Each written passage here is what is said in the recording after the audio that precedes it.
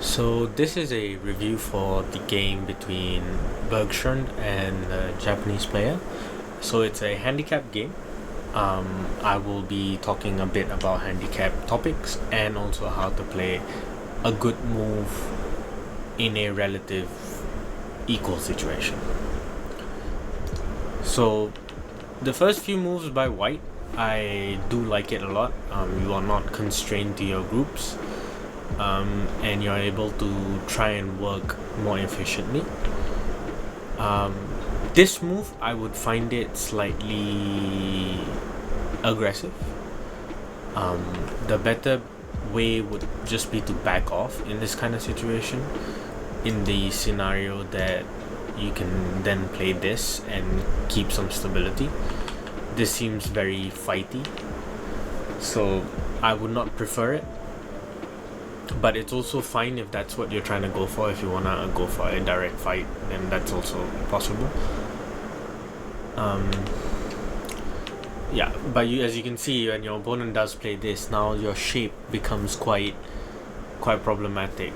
Because if your opponent were to play the right thing and split your groups apart, you having to take a base and then them trying to come underneath, your group starts to seem very squished, which is not fun. And then the distance between this and this tends to make the game a bit more problematic for you. So just keep that in mind. The best thing always would be to try and keep our stones relatively stronger than what our opponent thinks. So our opponent might think that they are a bit too strong compared to what how strong they actually are. This is weird. We don't normally play this when we do a double approach. This is a normal possibility, or if you do want a 3-3, this is also possible. Double approach is something that is good to learn because it is not super common, but some of the moves are common on the basis that you can see here black will need to play a move like this, and a weaker player handling this situation is never going to be good. So it will always be beneficial for white. So this happens, you try and turn it into the normal 4-4 Joseki. It's a possibility, but again, there's a lot of weakness here. So if I can, I might even choose to fight. That is a possibility if that's what you're going for. You could try this, but it would just be better that you could have just played this and just try and get your opponent to play something weird like this, and then you see you get a surround, and now you can make a huge area for yourself. So your opponent makes a mistake, which is good for you. He then tries to capture the stone, and you play this.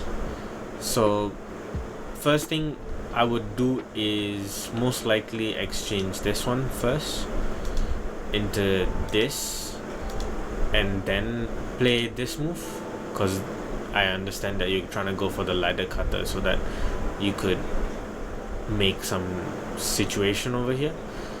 But you kind of want to start the situation that you want to prevent first of all, because now if your opponent does this, then when you do this, then this is a exchange, right? Not doing anything here and playing this, if you lose Sente, then your opponent gets to fix, which is not going to be beneficial.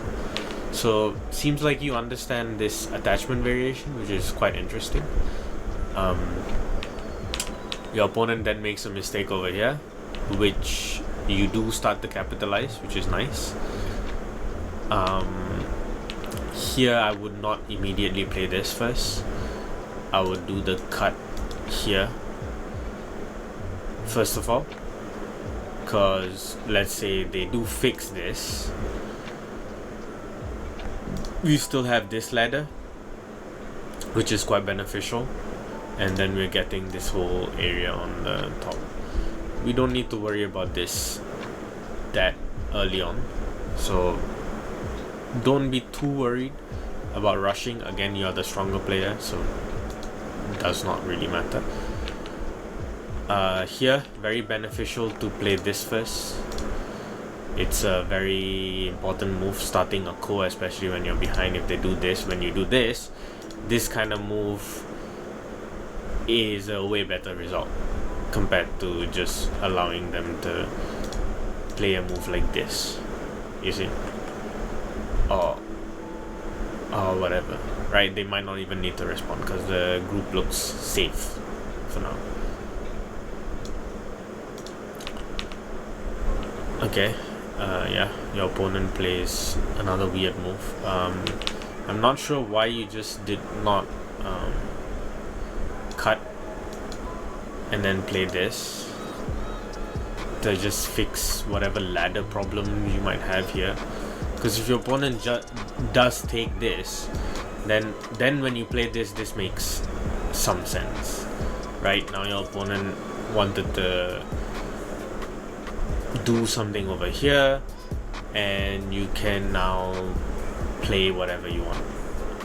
Comparing it to not making the exchange and doing this itself, if your opponent just runs out, I am very confused to what you want in this situation. Because at this point, if you push too many times, your opponent could just come and do something like this. Yes, you have a lot of pressure that you can put, so black can take some damage here and just destroy this area, which is not something that we want. We wanted the area because we have some stones over there, so quite important to make the exchange. Your opponent seems to play something weird again. So as black, we want to try and keep our stones connected. We don't want to play weird moves like this, because if we know our group's alive, we don't want to play in that local area. If our group has weaknesses, we want to fix our weaknesses as best as we can. Because if our opponent ladders this, again, it does not work yet. And then we can even jump and run this out. So, yeah.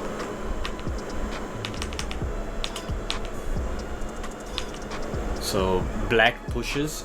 This is quite nice for white. Black should not be doing this kind of push. You do get some territory, but now you're giving your opponent a very nice position. This was okay if you were planning to do something like this into this, and then have an area over here. But always do remember to try and see what your opponent wants. In this position, you can just do something like this, because this is a very troubled spot for white. If white wants to protect his area, need to play something like this, and then when you play this, then this is again Sente again, and then you can take whatever corner you want over here. Again, this is a weird move. Your stone is in Atari. You can't capture that in this direction. This would be the threat that you want. This just leaves Aji to Atari this stone again, and playing this doesn't change anything, right? This is the move that you want. This is too early. It's a endgame move. We are not surrounded. We should just play this. Even if white does destroy this area, it's not that big. It's just points. If our group has the ability to make eyes, we don't care about points. Okay, decent move. Black again plays the wrong Joseki variation. Remember, when we play this Joseki variation, we're trying to keep our stones together, so Atari from this direction is the right move. White connects. Black wants to connect here because this is the powerful point that actually threatens the next move, which is to cut the two groups apart. So we play this, and then we can even play this as a threat, and also allows us to get some influence, right? If we don't want influence, we can just play this to get some points. So yeah, this exchange again, white should try and remember to make this exchange quite useful for white.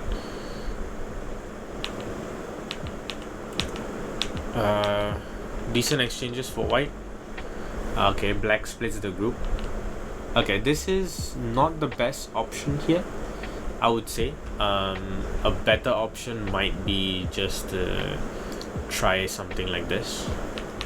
So if black does run out, you could try to attack this group because your group is stronger, and then there's a chance you might be able to make a lot of points over here. Comparative to what happens, you see, I don't like my opponent having the ability to push against me and create sabaki, which is using my weaknesses to gain some shape. So this is not something I would like as white, as even though I am getting points in this direction, black at any point can play this to try and destroy the area. Won't be able to destroy much, but the shape for black looks way nicer than for white, and white's gonna get attacked way worse. Okay, black attacks white in the wrong manner. We have one strong group over here. This has shape, so this is weak. When we want to attack a weak group, we want to attack it quite directly. So a move like this could be quite interesting to see what white would do in this situation. You know, there's some cuts, there's a Atari over here where this can happen, and to not be cut, white might have to do this, and if white comes out like this, white can play even this. There can be a cut here, and then this fight could lead to a death for either all groups if black can see some moves that black wants to play. It would be quite useful. It could be an eye versus no eye, so it will completely depend on who gets to make what moves. This fight could result in many different ways, so it depends on how you actually fight it. But there's a lot of moves that both players can make, but black has a better opportunity in this fight. Don't cap because of this move. This is the elephant's eye, so we never want to have our group split up. So yeah, this would be the way to attack it. Or maybe we can just play this to see if we can get Sente and then play this, because then here this kind of move would set our opponent into a very problematic state, because now even if we get covered, we have the option to maybe even capture these stones in a net. Kind of depends on what happens next. If there's a ladder, then there might be a problem, but you might have to try and read it out how it will work. Best thing to do is always attack from afar. Opponent runs out, then we can push and run out, and then if we do this and our opponent cuts, then we can play some pushes and cuts and try to just fight it out. So yeah, this is bad by black. You are giving white shape, you're making white stronger. You are strong, so you attack directly. If you were weak, then you would want to run out first, then come back to attack. So yeah, this is unnecessary. You're trying to live rather than just attack white. Okay, so white does the quite nice move, surrounds this and connects his groups. Black tries to split again. Here I might even think about playing this first to see what the response is, because you know this move shows that black wants this area. So I'll ask the question, do you really want it? And if they do, then by them playing one more move, it feels very bad for them. We also remove the RG of them playing this move right here. Okay, so I guess white wanted to effectively surround black. I think this works as well. I feel like if you do want to surround, this would be the best option to surround. This jump feels weird because yeah, you know, black can just play that and then gets the jump out. Okay, now you play this. Okay, you play this one again. Okay, that's fine. Okay, decent moves. But yeah, I think this move would be better here because black can't immediately play this. This kind of cut is good for white, from what I can see, because the influence is all white. So for white to be able to play this, you know, there's not much black can do in this situation. You always want to look at the easiest threat that black can make. In this position, black can't easily just come in. Black needs to play one more move to come in while staying connected because of white's influence. So the direction you choose, you want to be able to think about where you are actually weaker from. So yeah. I think black missed an opportunity over here. This kind of move, very useful. If white does want to keep that desperately, then black can just play this. But the issue here is that I think if we look at estimating the score, white has taken too much at this point. So I mean, black's only goal is to try and just destroy the area as best as he can.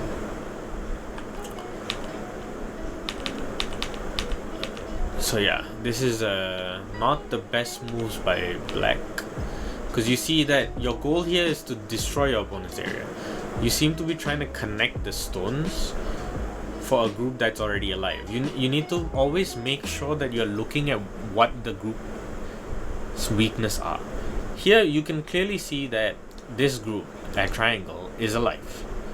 It's not possible to kill that easily because it has multiple ways to make two eyes. It has already eye shape for one eye minimum, and it's a very easy eye to make. So making two eyes for this group is not a necessity, and you're not surrounded yet. So until you get surrounded, then that's when you need to really make eyes.